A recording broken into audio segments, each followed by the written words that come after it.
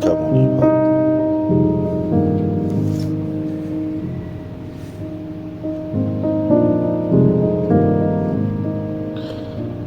Today's topic that I want to tell, speak, and what I was thinking about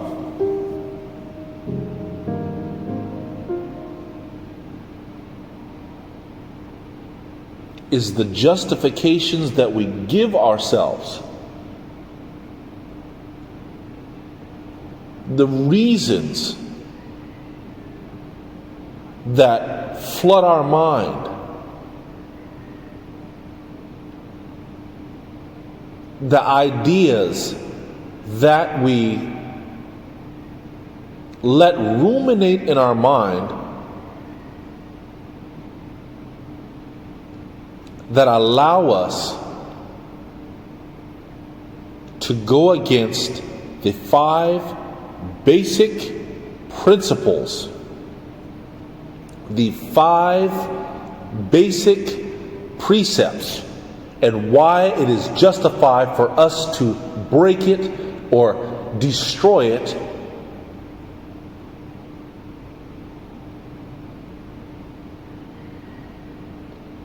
and also say we're doing it in defense of the Dharma, or we are justified in doing so because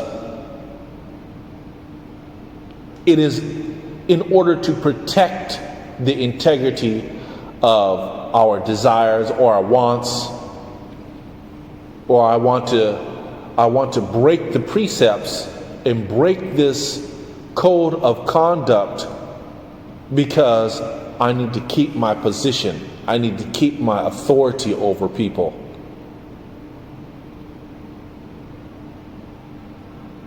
I'm going to re-innovate something, a path, a way, because it has been derelict, so I'm going to break these precepts in order to renew a movement that I think has went derelict. Humans are a piece of work. Human beings are crazy to me in every shape, form, and fashion.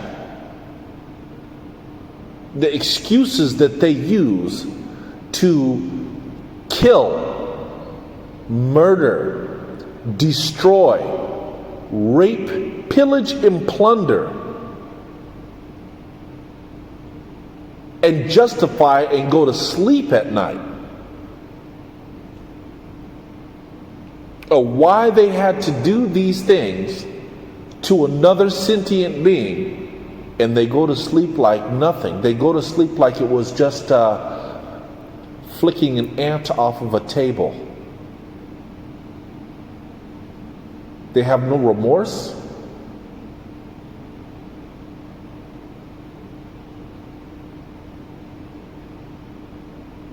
Is that what it's come down to nowadays?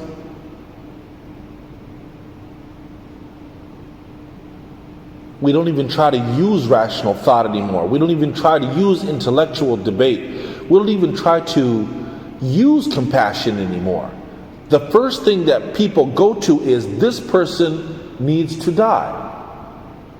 This person needs to be eradicated. Not even the person, the whole entire tribe, race, people, culture needs to go away.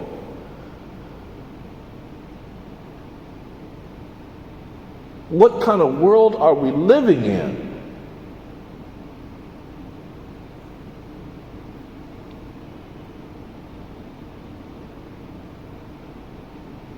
If that doesn't make you thankful for being involved, near, hearing, coming close to the Dharma, there are people in this world right now that are not a threat to anyone.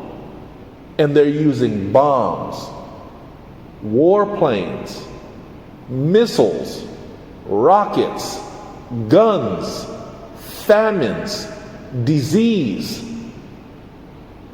to rip them off of the earth and historical element of history, to obliterate them from history just because another group of people doesn't think that they belong there.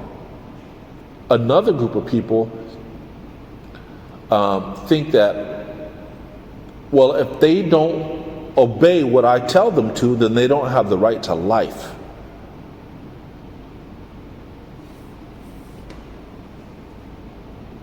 And you can find this all over the world, and not just in specifically one place. It's all over the world. Whatever happened to these sentient beings being your brother in humanity? Your brother in humanity.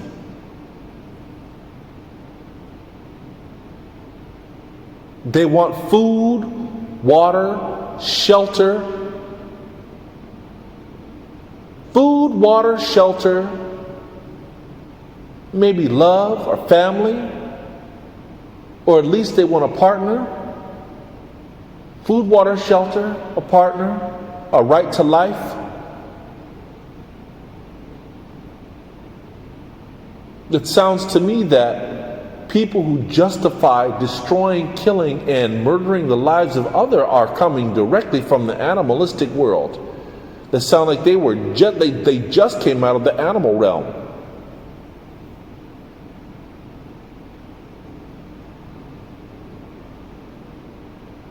There's a story that we're all familiar with of Devadatta.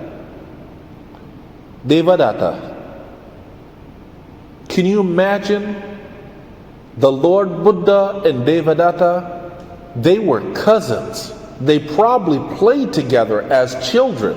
They probably fed one another as children. They grew up. The Buddha became the enlightened one. And Devadatta was so jealous he wanted to murder the living Buddha. He wanted to murder the Buddha. He became a monk following the Buddha and still wanted to kill and murder the Buddha. Can you imagine that? He could have took himself anywhere far away from the Buddha. He didn't want to do that. It's not like he had visas and passports. They didn't have visas and passports back then. If you didn't like somebody, just pack your stuff up and go somewhere else. No one's going to stop you.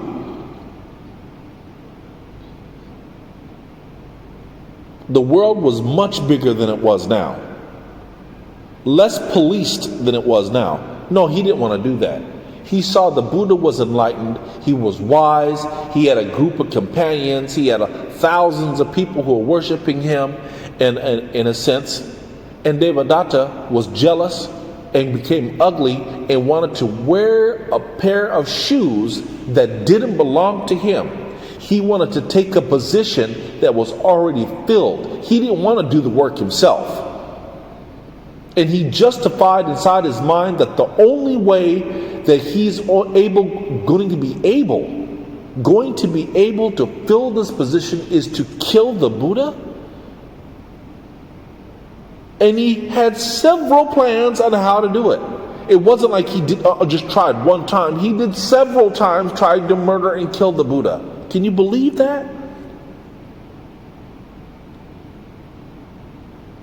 He didn't want to take another path, another road, another way. No, he wanted exactly what did not belong to him. Envy. Dirty envy. And it's funny that the story that happened to Devadatta, you could see it right here amongst ourselves, right here, right now. People fighting for a position that they haven't trained for. People fighting for more than what they can even eat on their plate. It's saddening, bro. It's disgusting.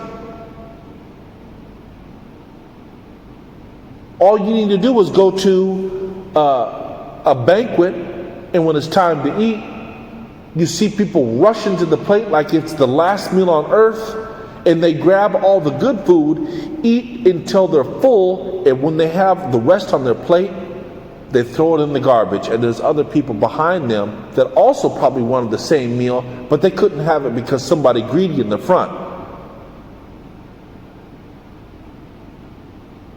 Taking more than what they could possibly fill in their own stomach. Devadatta didn't want to work hard for her Sangha. He wanted to take the Sangha. What did he think was really going to happen? He's going to kill the Buddha, and all of the disciples are going to be like, hooray! Hooray, you've done such a good job. Now we're all going to follow you. He didn't think about the repercussions. He didn't think about what's going to happen afterwards. He was so intoxicated, drunk with murder and lust and wanting what did not belong to him, that he tried to kill the Buddha on 3 different occasions. Do you know that this man hired a bunch of thugs? He hired a bunch of thugs to kill his cousin. He hired a bunch of thugs to go on the top of a path and drop a huge boulder on the top of the Buddha. You hate me so much that you want to drop a gigantic boulder on top of me, bro? We shared the same bottle. We shared the same bed. I initiated you into my order. And this whole time you hired thugs to drop a heavy rock boulder on top of me and wanted to kill me? You mean to tell me that you released a wild, gigantic elephant to trample me to death?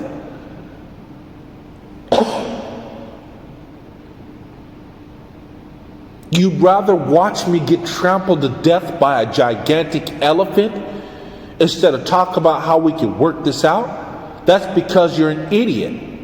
That's because you didn't understand how to apply wisdom. You didn't have any wisdom. That's because you had, in your dismissive, avoidant attachment style, you were very, very jealous.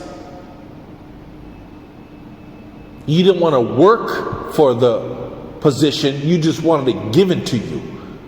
You wanted people to recognize you for something that you couldn't work hard for. Spiteful, jealous character.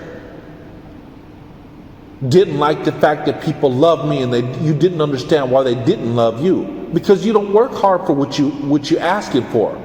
You're always looking at the end of the race, the goal, the popping of the bottles. You're looking at people cutting the ribbon at the end of the race, but you didn't work hard. You didn't study.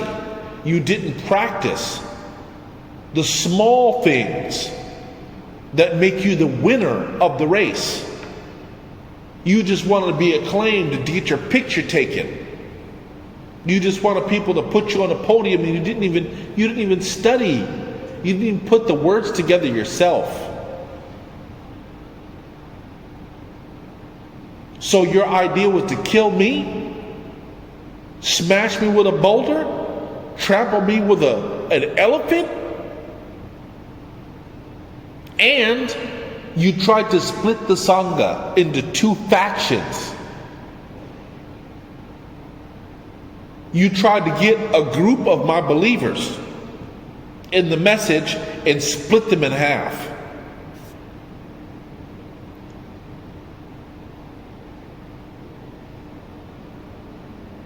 You wanted to really rip my team apart. Do you know that if I did not train my disciples well enough in developing wisdom and compassion, if they didn't have that faction that you would have started and split off, they could have killed each other. They could have had such odds with each other, they pick up swords and knives and kill each other. This has happened in history with other religious groups before me. Mischief maker, home wrecker, a destroyer. because you didn't have any wisdom. Don't you know that the repercussions of the foolishness that you were perpetuating could have destroyed history for the rest of life, for the rest of eons? Something so beautiful, so ripe, could have been destroyed because you don't have any wisdom. You don't have any type of sound, rational knowledge. You are an idiot. And now you have sunken down to the lowest level of the hell realm, the lowest bottom form of the hell realm, because of your ignorance. Because you didn't want to do the small things to change yourself. Ain't that something? It is the small things that build up. What you think, a mountain? A mountain just sporadically appears. A mountain starts off as a grain